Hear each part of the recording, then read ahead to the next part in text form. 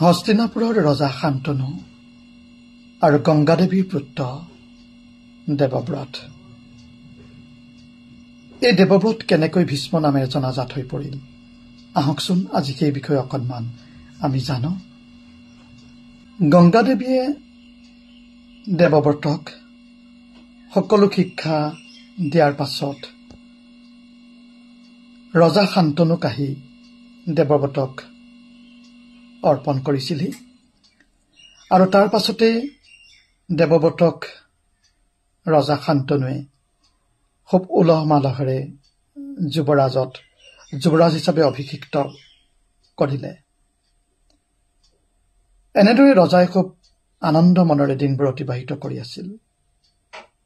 ঠিক এদিন ৰজাই যমুনা নদীৰ পাৰত বিচৰণ কৰোঁতে এক অপাৰ্থিৱ সুগন্ধি আহি তেওঁ নাকত লাগিছিল।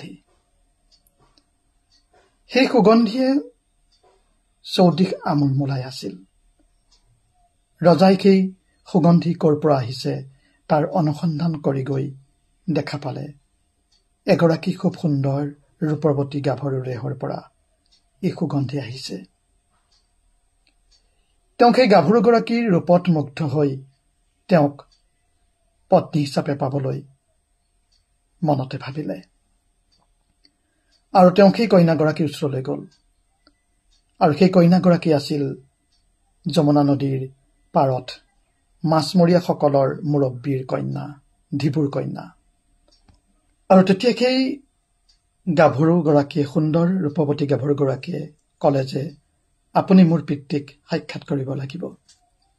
আৰু কন্যাৰ কথামতেই ৰজা শান্তনুৱে তেওঁ পিতৃ ধিবুৰ ওচৰত গৈ কন্যাক তেওঁ বিয়া কৰিব বুলি কথাষাৰ জনালে। আৰু সেই ধিবু বৰ চতুৰ আছিল। তেতিয়া ধিবুৱে কৈছে, ঠিক আছে, মই মোৰ কন্যাক তোমালৈ বিয়া দিম, কিন্তু মোৰ এটা চৰ্ত আছে। তেতিয়া ৰজা শান্তনুৱে ক'লে যে যদি ন্যায়সংগত বা যুক্তিসংগত যদি আপোনাৰ চৰ্ত হয় তেন্তে মই মানি ল'বলৈ বাধ্য হ'ম। আৰু তেতিয়া ধিবুৱে ক'লে যে মোৰ কন্যাৰ যি সন্তান হ'ব সেই সন্তানেই ৰাজসিংহাসনত ৰজা হৈ বহিব লাগিব। তেতিয়া শান্তনুৱে সেই চৰ্তটো মানি ল'বলৈ অনিচ্ছুক হ'ল, কাৰণ তেওঁ আৰু গংগাদেৱীৰ পুত্ৰ যিহেতু দেৱব্ৰত আছে, গতিকে দেৱব্ৰতক সেই সিংহাসনৰ পৰা বঞ্চিত কৰিবলৈ ৰজা অমান্তি হ'ল। তাৰ পাছত ৰজা শান্তনুৱে খুব দুখ মনেৰে আহি হস্তিনাপুৰ পালেহি। আৰু হস্তিনাপুৰত আহি ৰজাই দুখ মনেৰে দিনবোৰ পাৰ কৰিব ধৰিলে। তেওঁৰ মনত কোনো ধৰণৰ শান্তি নাছিল। আৰু এই কথাটো পুত্ৰ দেৱব্ৰতে লক্ষ্য কৰি আছিল। আৰু এদিন শান্তনুক দেৱব্ৰতে সুধিলে, তেওঁ একো উত্তৰ নিদিলে। আৰু এই কথাটো জানিবৰ বাবে দেৱব্ৰতে তেওঁৰ ৰথৰ সাৰথীজনৰ পৰা জানিব পাৰিলে যে তেওঁ দেউতাকৰ এই অশান্তিৰ কাৰণটো কি। আৰু তাৰ পাছত দেৱব্ৰতে নিজে ধিবুৰ ওচৰ পালেগৈ। আৰু ধিবুৰ ওচৰত গৈ তেওঁ কন্যাক তেওঁ পিতৃৰ মনোকামনা পূৰ কৰিবৰ বাবে বিয়াৰ প্ৰস্তাৱ দিলে।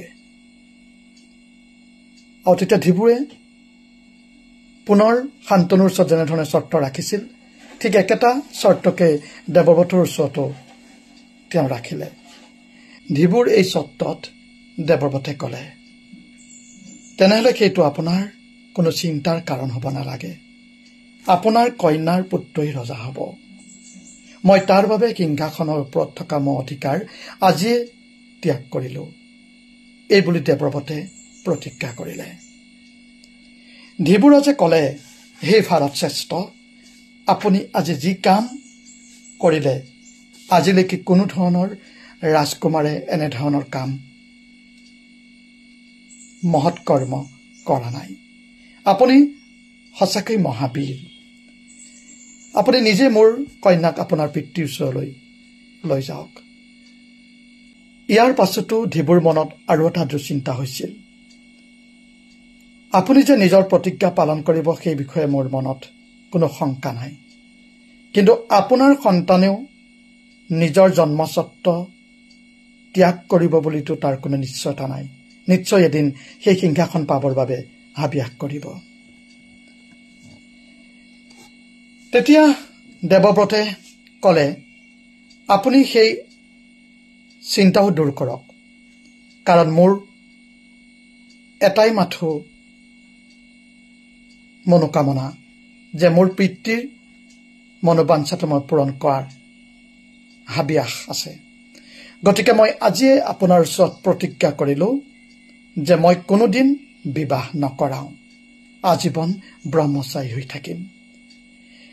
এই দুটা ডাঙৰ প্ৰতিজ্ঞাত দেৱতাসকলে পুষ্পবৃষ্টি কৰি ভীষ্ম ভীষ্ম ভীষ্ম শব্দৰে উচ্চাৰিত কৰি প্ৰতিধ্বনিত কৰি দিলে। আৰু সেই দুটা মহান প্ৰতিজ্ঞাৰ বাবেই দেৱব্ৰত ভীষ্ম ৰূপে জনাজাত হ'ল।